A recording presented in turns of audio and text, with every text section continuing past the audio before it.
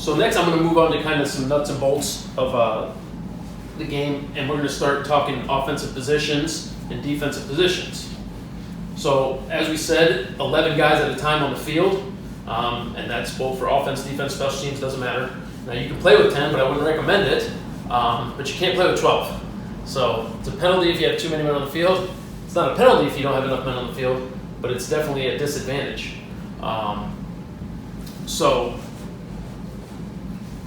on the offense, and we're going to draw like the hash marks here, guys. We're just going to talk. So we're looking kind of down the field here, okay? From an offensive perspective, we draw them like this, box with an X. This is our center, okay?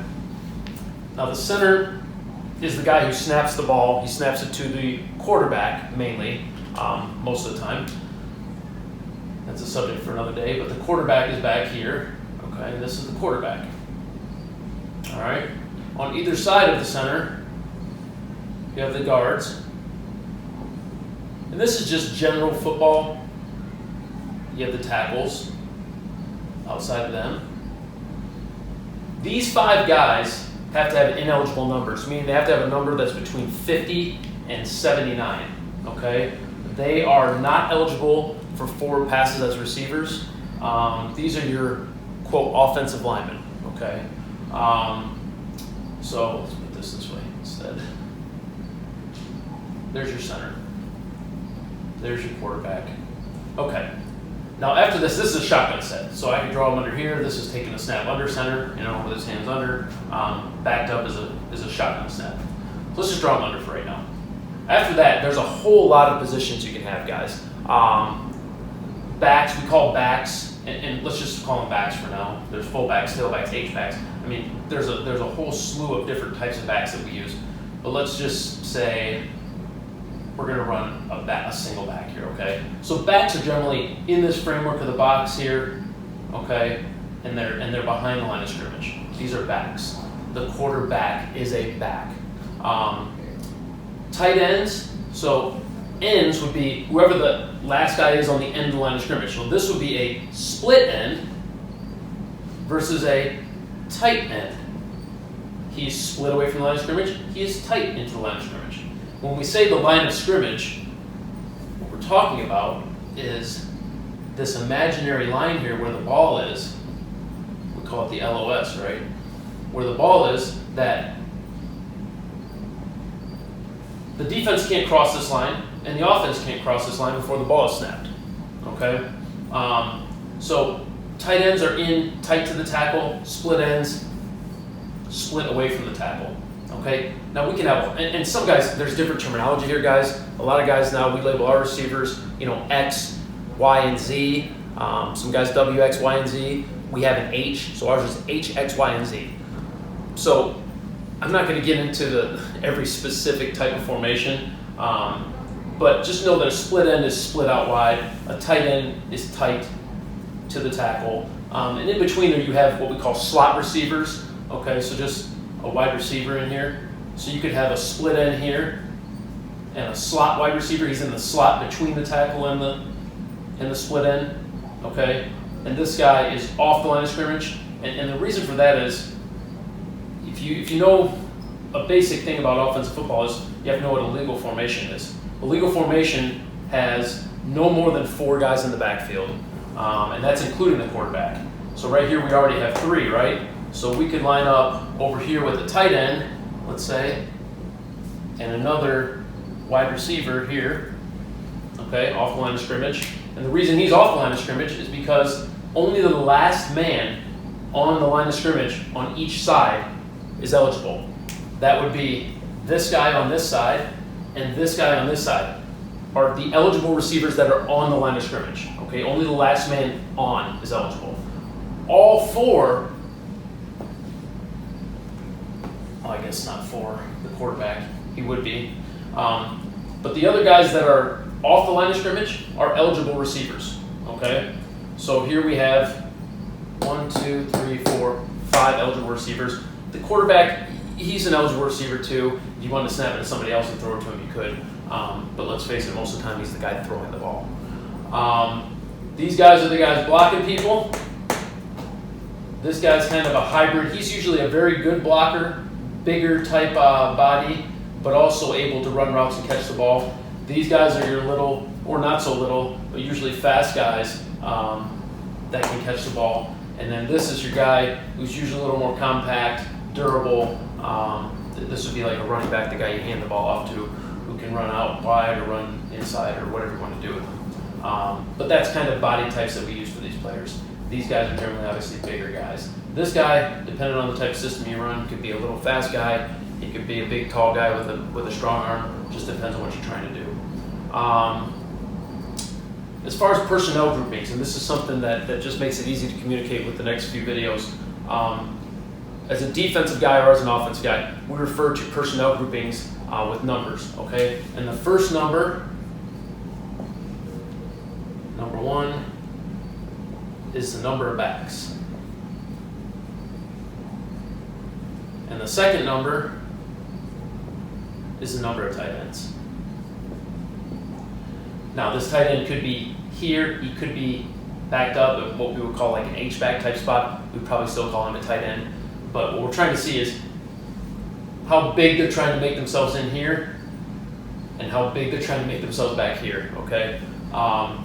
And so, for example, this formation right here would be what we would call an 11P, 11 personnel.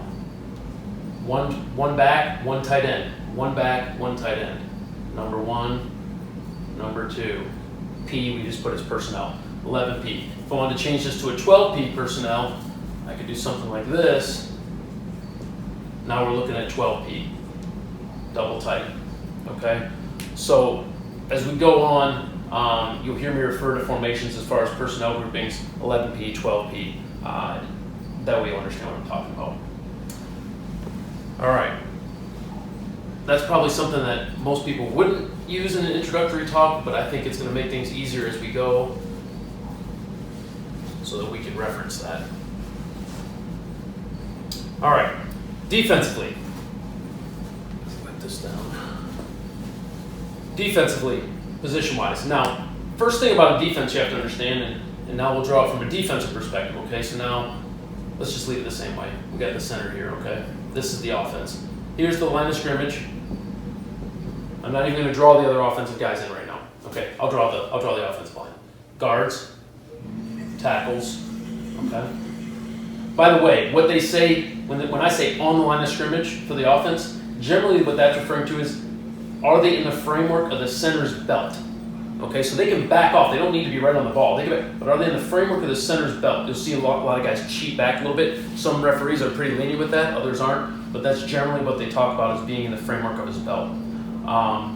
So obviously you can see this creates gaps here, okay? And a lot of defensive alignments for these defensive linemen line up based off these gaps, okay?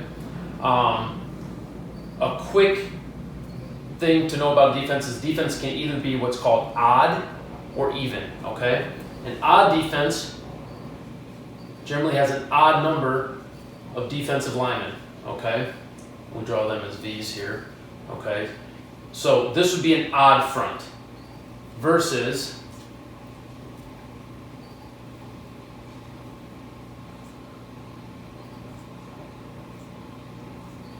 an even front. We have 4 guys, okay? So the first one would have been a 30 front, and this is a 40 front, if you read that term.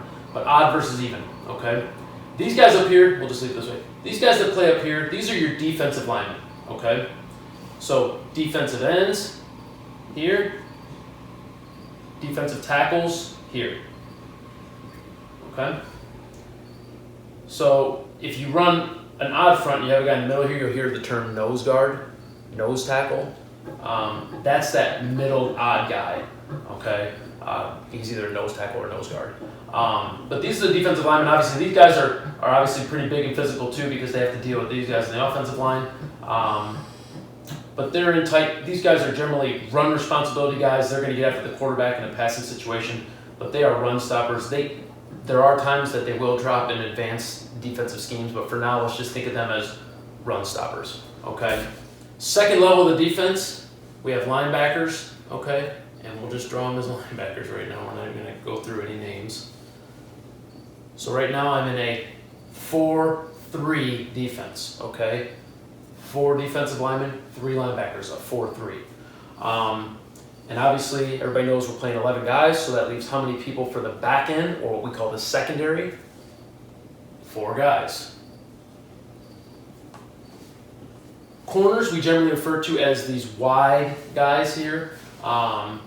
Now they will, depending on the type of scheme you run, sometimes you'll see 2 corners on the same side if they try to match their best cover guys on the offense's best receivers. And safeties, these are kind of hybrid guys. These guys are, and this is what we call the 3rd level of defense, guys, or the secondary, okay? These are your better cover guys. These guys are reading, these guys are primarily pass defenders here. These guys, they have responsibilities in the run game, but they're also better coverage type guys than, say, the linebackers. Now, the linebackers have coverage responsibilities and a lot of zone coverages too, but they are definitely a run-first defender. And so between these 2 guys, you can see this group of people here, they're kind of involved in the run and the pass game, and you'll see a lot of offensive philosophies try to take advantage of these guys and deciding, are they trying to fit into the run game, or are they trying to, defend the pass, and then taking advantage of that whichever way they're going. So 1st level defensive line, 2nd level here linebackers, and the 3rd level are secondary, the corners and the safeties. There's kind of your defensive positions. As far as defense, what you can do on the back end, obviously, like we were saying, you can play man coverage where you match man for man, but you can also play zone coverage, okay, where these defenders in the secondary and these linebackers have areas instead of men. So that would be more of a zone coverage philosophy versus man coverage, where you're going to line these guys up on those wide receivers, those eligible receivers, man to man, and they chase them wherever they go. That would be important to know as we go on, because that changes the way that the offense tries to attack them, and each thing gives up something different. So that's about all I have for the first class. Hopefully I made that crystal clear. I'm sure that you'll have some questions, but if you do, please feel free to contact me. I love talking football, obviously. So if you have any questions on anything we went over today, feel free to reach out and ask me. The next class we're going to go over is going to be Football 202, and we're going to start getting into gaps and holes and defensive techniques, defensive alignments, assignments, and blitzing. We'll see you then.